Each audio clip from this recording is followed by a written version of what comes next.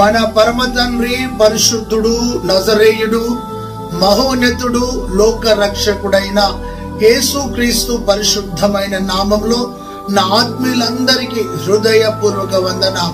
ప్రతిరోజు కొద్ది నిమిషాలు శక్తి కలిగిన దేవుని వాక్యం మీకు అందించడానికి ప్రభు చూపిన అపారమైన కృపను బట్టి దేవునికి మహిమ కలుగునుగాక. నా ఆత్మీయ సహోదరి సహోదరుడా, ఈ దినం ఈ వాక్యం నీ ఆత్మీయ జీవితాన్ని బలపరచాలని కోరుతున్నాను. దేవునికి స్తోత్రం.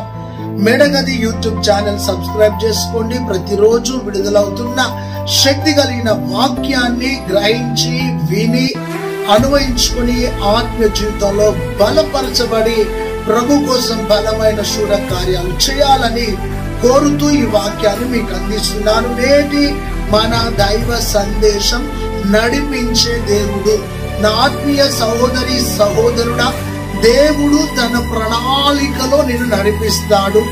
ప్రభువు తన ఆలోచన చేత నిన్ను నడిపిస్తాడు. ప్రభువు నిన్ను ఉన్నతమైన మార్గంలో నడిపిస్తాడు. నీ మార్గము కాదు, ప్రభు మార్గము, ప్రభు ఆలోచన, ప్రభు యొక్క తలంపులు నీలో నెరవేర్చడానికి ఆయన ఉన్నతమైన ఉద్దేశములను నీ ఎడల జరిగిస్తూ నడిపిస్తాడు. దేవునికి స్తోత్రం కలుగును గాక. నిన్ను నడిపించే క్రమంలో కష్టము, నష్టము, వ్యాధి, బాధ, సమస్య, కరువు, ఖడ్గము ఎదురైనా అన్నిటిలో కృప చూపుతూ నిన్ను నడిపిస్తాడు. దేవునికి స్తోత్రం కలుగును గాక. నా ప్రియమైన సహోదరి సహోదరుడా, ఆయన నడిపింపులో నీవుంటే ప్రజలకు దీవెనకరంగా, ప్రాంతాలకు దీవెనకరంగా, కుటుంబాలకు దీవెనకరంగా, సంఘాలకు దీవెనకరంగా నీ జీవితము వర్ధిల్లుతుందని ప్రభు నీతో మాట్లాడుతున్నాడు. దేవునికి మహిమ కలుగును గాక. ఆత్మీయులారా, ఆయన నిన్ను నడిపిస్తాడు. దేవునికి స్తోత్రం కలుగును గాక. ఆదికాండం 33వ అధ్యాయం 14వ వచనంలో ఆయన మెల్లగా నిన్ను నడిపిస్తాడు. దేవునికి స్తోత్రం కలుగును గాక. ఆత్మీయులారా, ఆ ప్రభు నిన్ను నడిపించే విధానంలో 7 అనుభవాలను పరిశుద్ధాత్మ దేవుడు నీతో మాట్లాడడానికి ఇష్టపడుతున్నాడు. హల్లెలూయా. దేవునికి స్తోత్రం కలుగును గాక. అయితే లోకం నిన్ను నడిపిస్తుందా? కోరికలు నిన్ను నడిపిస్తున్నాయా? నీ మానవ తలంపులు నిన్ను నడిపిస్తున్నాయా? లేదా ఈ లోకంలో ఉన్న చెడు స్నేహం నిన్ను నడిపిస్తుందా? ఒక్కసారి నిన్ను నీవు విమర్శ చేసుకో అని ప్రభు నీతో మాట్లాడుతున్నాడు. దేవునికి స్తోత్రం కలుగును గాక. నేరుగా మనం వాక్యంలోనికి వెళ్దాం. మొదటి మాటగా గలతీ పత్రిక 3వ అధ్యాయం 24వ వచనం. గలతీ పత్రిక 3వ అధ్యాయం 24వ వచనంలో ధర్మశాస్త్రము నిన్ను నడిపిస్తుందని వాక్యం సెలవిస్తుంది. అనగా దేవుని వాక్యము నిన్ను నడిపించేదై ఉన్నది. నీ వాక్యమే నా పాదములకు దీపము, నా త్రోవకు వెలుగై ఉన్నదని వాక్యం సెలవిస్తుంది. దేవుడు ఈరోజు నీతో మాట్లాడుతున్న మొదటి మాట ఏమిటంటే, ఆయన తన వాక్యము చేత నిన్ను నడిపిస్తాడు. Praise the Lord. ఎలా నడిపిస్తాడు? తన వాక్యము చేత అంటే మరణములో నుండి జీవములోనికి, చీకటిలో నుండి వెలుగులోనికి, శాపములో నుండి ఆశీర్వాదములోనికి నిన్ను నడిపించేది దేవుని వాక్యం. నీ వాక్యమే నన్ను బ్రతికించుచున్నదని దావీదు భక్తుడు అన్నట్టుగా, నీ వాక్యము నా పాదములకు దీపము అన్నట్టుగా దేవుని వాక్యము చేత నిన్ను నడిపిస్తాడు. వాక్యమే దేవుడు, దేవుడే వాక్యమై ఉన్నాడు. ఆ దేవుడే నిన్ను గమ్యానికి నడిపిస్తాడు. దేవుడే నిన్ను ఉన్నత ఉద్దేశములను నెరవేరుస్తూ నడిపిస్తాడు. ఈరోజు దేవుని వాక్యము చేత నువ్వు నడిపించబడుతున్నావా అని ప్రభు నీతో మాట్లాడుతున్నాడు. ఈరోజు ఈ వాక్యం నీ కోసమే. ప్రియ సహోదరుడా, సహోదరి, దేవుని వాక్యము మానవుని బ్రతికించేది. దేవుని వాక్యము మానవుని స్థిరపరిచేది. దేవుని వాక్యము మానవుని ఆదరించేది. దేవుని వాక్యము మానవునికి ఓదార్పునిచ్చేది. దేవుడు తన వాక్యము చేత నిన్ను నడిపిస్తాడని దేవుని వాక్యం సెలవిస్తుంది. అయితే ఈ రోజున వాక్యమైన దేవుడు నీలోనికి వచ్చి ఆ వాక్యమే నిన్ను ముందుకు నడిపితే నువ్వు సక్సెస్ అవుతావు, నువ్వు బ్లెస్ అవుతావు, నువ్వు అభిషేకించబడతావు అని ప్రభు నీతో మాట్లాడుతున్నాడు. మొదటి మాట, దేవుని వాక్యము చేత నిన్ను నడిపిస్తాడు. హల్లెలూయా, దేవునికి స్తోత్రం కలుగును గాక. ఆ వాక్యము మనిషికి నూతన బలాన్ని ఇస్తుంది. వాక్యము మనిషిని రూపాంతరపరుస్తుంది. ఆ శక్తి కలిగిన వాక్యము చేత లోకాన్ని, పాపాన్ని, సాతాను క్రియలను, అంధకారాన్ని జయిస్తూ ముందుకు నడిపించబడదుము గాక. మొదటి మాటగా. రెండోది ఆత్మీయులారా, 139వ కీర్తన 10వ వచనంలో నన్ను చెయ్యి పట్టి నడిపించు దేవుడు. దేవునికి స్తోత్రం. రెండో మాట, నీ చెయ్యి పట్టుకొని నిన్ను నడిపిస్తాడు. Praise the Lord. దేవుడు నీతోనే సూటిగా మాట్లాడుతున్నాడు. నీ చెయ్యిని ప్రభు చేతిలో పెట్టు. ప్రభువా, నా చెయ్యి పట్టుకో అయ్యా, నా చెయ్యి పట్టుకొని నన్ను నడిపించు అంటే ప్రభు నీ చెయ్యి పట్టుకొని నడిపిస్తాడు. ప్రియమైన సహోదరి, సహోదరుడా, చిన్న పిల్లలను తల్లిదండ్రులు చెయ్యి పట్టుకొని నడిపిస్తారు. ఎందుకు? సోలిపోకుండా, బలహీన పడకుండా, వెనుకబడకుండా, నిరాశ పడకుండా, ఆ విధముగా తల్లిదండ్రులు పిల్లల చేయి పట్టుకొని నడిపిస్తారు. దేవునికి స్తోత్రం కలుగును గాక. ఇక్కడ దావీదు అంటున్నాడు, నన్ను చేయి పట్టుకొని నడిపించు. Praise the Lord. ఎలా నడిపిస్తాడు ప్రభు అంటే నీ చేయి పట్టుకొని నడిపిస్తాడు. దేవునికి స్తోత్రం. నీ చెయ్యి ఎన్నడూ వీడువాడు అని ప్రభు చెప్తున్నాడు. నీ చెయ్యి పట్టుకుంటానని ప్రభు చెప్తున్నాడు.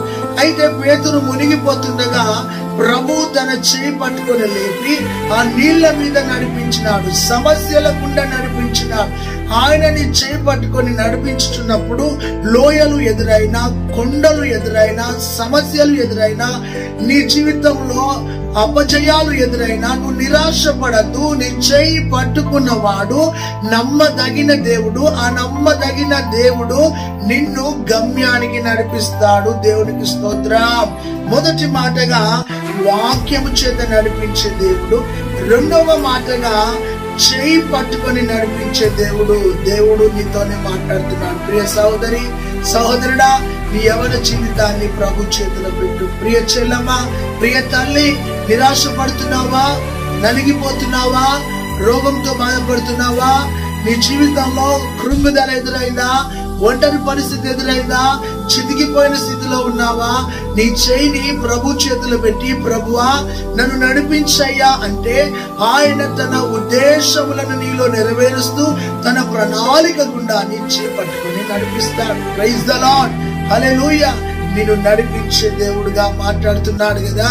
వాక్యము చేత నడిపిస్తాడు, చేయి పట్టుకొని నడిపిస్తాడు. మూడో విషయాన్ని చూస్తే నా ఆత్మీయ సహోదరి, సహోదరుడా, యెషయా గ్రంథం 40వ అధ్యాయము 11వ వచనం. యెషయా గ్రంథం 40వ అధ్యాయము 11వ వచనంలో రొమ్మున ఆనించుకొని నిన్ను నడిపించే దేవుడు. అవును, రొమ్మున ఎవరిని ఆనించుకుంటాడు? ఈయన గొర్రెల కాపరిగా ఉండి బలహీనమైన గొర్రెలను తన యొక్క రొమ్మున ఆనించుకొని నడిపిస్తానని వాగ్దానం చేసినాడు. మూడోది, నిన్ను ఎత్తుకొని నడిపిస్తాడు. సేద తీరుస్తూ నడిపిస్తాడు. ఎవరిని తల్లిదండ్రులు ఎత్తుకుంటారంటే రోగముతో, బలహీనతతో, జ్వరముతో, నిరాశతో నడవలేని స్థితిలో ఉన్న పిల్లలను భుజమును ఎత్తుకొని రొమ్మున ఆనించుకొని నడిపిస్తారు. దేవునికి స్తోత్రం. ఒకవేళ వాక్యం వింటున్న ప్రియ సహోదరి, బలహీనమైన స్థితిలో ఉన్నావా? రోగగ్రస్తమైన స్థితిలో ఉన్నావా? కన్నీటి స్థితిలో ఉన్నావా? అన్నిటిలో ఓడిపోయి చితికిపోయినట్టుగా ఉన్నావా? ఈ రోజు ప్రభు వాగ్దానం చేస్తున్నాడు, నిన్ను రొమ్మున ఎత్తుకొని, అనగా నిన్ను చంకనెత్తుకొని గుండెపై పెట్టుకొని నిన్ను ముందుకు నడిపిస్తాడు. నీ కన్నీళ్లను తుడుస్తూ నడిపిస్తాడు. నిన్ను బలపరుస్తూ నడిపిస్తాడు. నీకు బలాన్ని ఇస్తూ నడిపిస్తాడు. నీకు జయాన్ని ఇస్తూ నడిపిస్తాడు. నిన్ను దీవిస్తూ నడిపిస్తాడు. బలహీనమైన వాటిని తన రొమ్మున ఎత్తుకొని నడిపించినాడంట. హల్లెలూయా. దేవునికి స్తోత్రం. ముదిమి వచ్చు వరకు ఎత్తుకొని వాడను నేనే. తల్లి తన చంటి బిడ్డను మరచుదురేమో గాని నేను నిన్ను మరువనని వాగ్దానం చేసిన దేవుడు నడిపిస్తాడు. చూడు, నరచేతులలో నిన్ను చెక్కుకున్నానన్న దేవుడు నడిపిస్తాడు. నిన్ను విడువను ఎడబాయను అన్న దేవుడు నిన్ను నడిపిస్తాడు. నేను మోషకు తోడైనట్లు నీకు తోడై ఉంటానన్న దేవుడు నిన్ను నడిపిస్తాడు.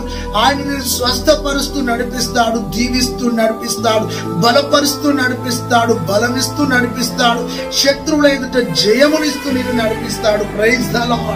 మూడో మాట, రొమ్మున ఆన పెట్టుకొని నడిపిస్తాడు. బలహీనమైనావా? ఈరోజు ప్రభువా నా చేయి పట్టుకో, నన్ను లేవనెత్తు అని అడుగు. మొదటి మాటగా వాక్యం చేత నడిపిస్తాడు. రెండో మాటగా చేయి పట్టుకొని నడిపిస్తాడు. మూడో మాటగా నిన్ను రొమ్మున ఆనబెట్టుకొని నడిపిస్తాడు. అంటే ఎత్తుకొని గుండెల మీద పడుకోబెట్టి నిన్ను నడిపిస్తాడు. హల్లెలూయా. దేవునికి స్తోత్రం. నీ భారాన్ని మోస్తూ నడిపిస్తాడని అర్థం. నీకు ఒక బాధ్యత కలిగిన తండ్రిగా నడిపిస్తాడు అని అర్థం. ఈరోజు ప్రియమైన సహోదరి సహోదరుడా, భారమైన హృదయంతో ఉన్నా, పగిలిన గుండెతో ఉన్నా, ప్రభువా నన్ను నడిపించండి, నిన్ను రొమ్మున ఎత్తుకొని నడిపించే దేవుడై ఉన్నాడు. అదే విధముగా 4వ విషయంలో చూస్తే యోహాను సువార్త 16వ అధ్యాయము 13వ వచనము, అదే విధముగా కీర్తన 143వ కీర్తన 10వ వచనములో ఆయన సర్వ సత్యములోనికి నడిపిస్తాడు. సత్యము వేరు, సర్వ సత్యము వేరు. సర్వ సత్యములోనికి నడిపిస్తాడు. సమభూమి గల ప్రాంతములోనికి నడిపిస్తాడు. అంటే నిన్ను స్థిరపరచడానికి సర్వ సత్యంలోనికి ఆత్మదేవుడు నడిపిస్తాడు. ఆత్మ అయిన దేవుడు నడిపిస్తాడు. ఎక్కడికి? సర్వ సత్యములోనికి నడిపిస్తాడు. Praise the Lord. హల్లెలూయా. సమభూమి గల ప్రాంతములోనికి నడిపిస్తాడంట. అంటే జారి పడిపోని స్థితిలో నిన్ను నిలబెట్టడానికి నడిపిస్తాడు. దేవుడే నీతో మాట్లాడుతున్నాడు.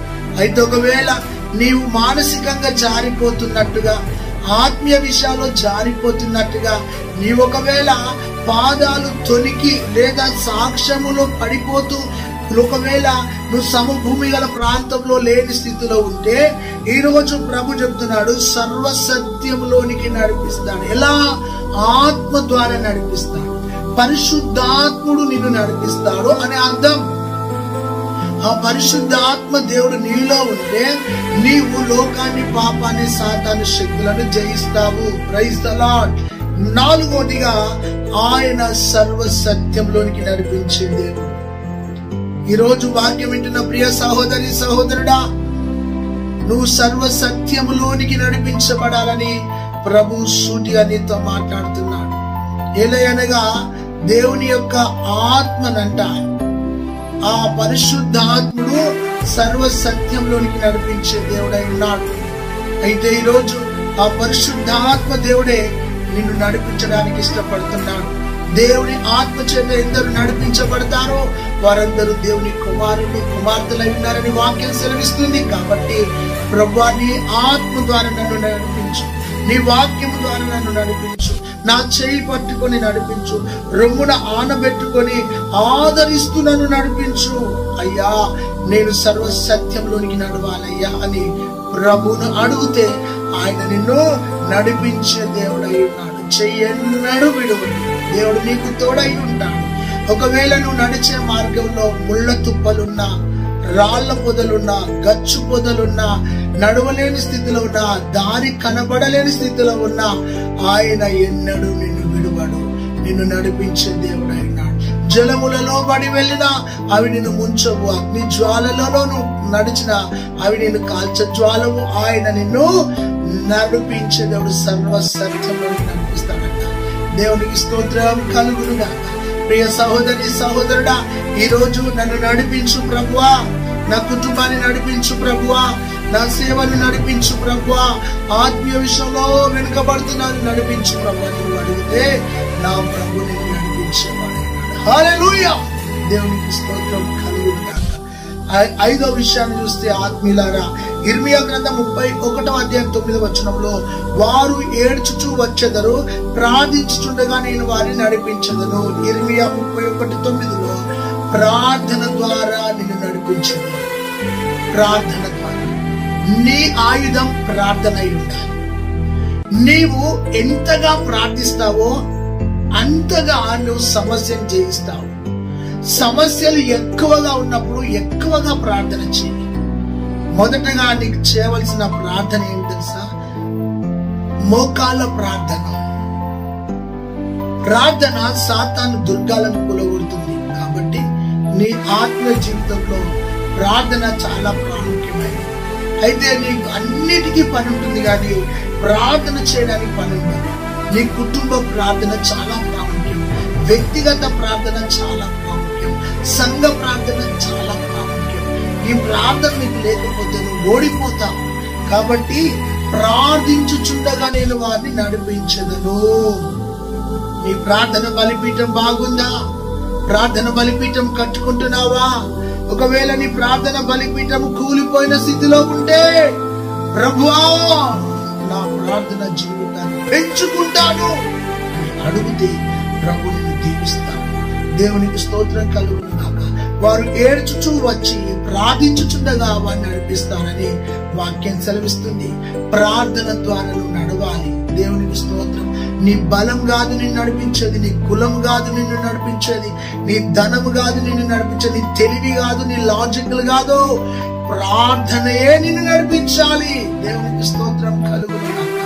అయ్యా నేను ఈ మార్గంలో వెళ్తే నీకు మహిమ వస్తుందా రాదా?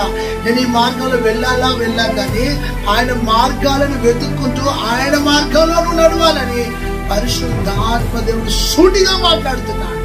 దేవునికి మహిమ కలుగును గాక. అది 5వ విషయం. ప్రార్థన ద్వారా నేను నడిపించే దేవుడు. ఈ రోజు నుండి వ్యక్తిగతంగా ప్రార్థన చేసుకో, ఉపవాస ప్రార్థన చేసుకో, కనిపెడుతూ ప్రార్థన చేసుకో, కన్నీళ్లు గారుస్తూ ప్రార్థన చేసుకో, సాగిలపాటి ప్రార్థన చేసుకో, తగ్గించుకొని ప్రార్థన చేసుకో. ఈ విధముగా అనేక రకాల చేతులెత్తి ప్రార్థన, మోకాళ్ళ ప్రార్థన, మొరపెట్టే ప్రార్థన, ఏకాంత ప్రార్థన, మూలుగుతూ ప్రార్థన, ఇలాంటి ప్రార్థనా జీవితం నీలో ఉంటే దేవుడు నిన్ను హెచ్చిస్తాడు, దీవిస్తాడు, ఆశీర్వదిస్తాడు, బలపరుస్తాడు, స్వస్థపరుస్తాడు. 5వ విషయం. 6వ విషయాన్ని చూస్తే నిర్గమకాండము 13వ అధ్యాయం 13:21లో యెహోవా త్రోవలో ఆయన నడిపిస్తాడు. పగటి వేళ మేఘస్తంభంలో, రాత్రి వేళ అగ్నిస్తంభంలో ఉండి వారిని యెహోవా త్రోవలో నడిపించనుంది. దేవుని త్రోవలో అనగా 2 విషయాలను ఆలోచన చేయాలి. ఏంటిదంటే, 1 ఆజ్ఞల మార్గంలో నడిపిస్తాడు, 2 దేవుని కట్టడలను అనుసరిస్తూ నడవాలి, విధులను అనుసరిస్తూ నడవాలి. దేవుని మార్గం అంటే ఆషామాష కాదు, అది ఇరుకైన మార్గం.